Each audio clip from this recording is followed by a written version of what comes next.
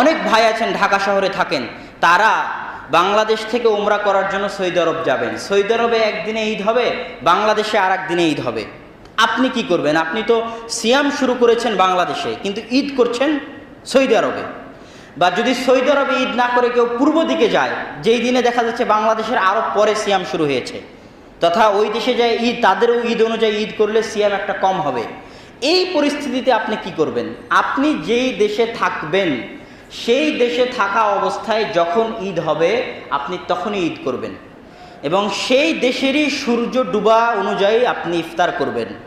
যদিও আপনার সিয়াম একটা বেশি হয় বা একটা কম হয়।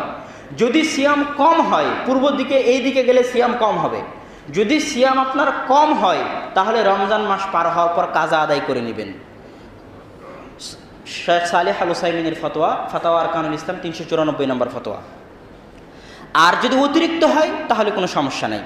কথা কি স্পষ্ট? কথা কি বুঝতে পারছেন?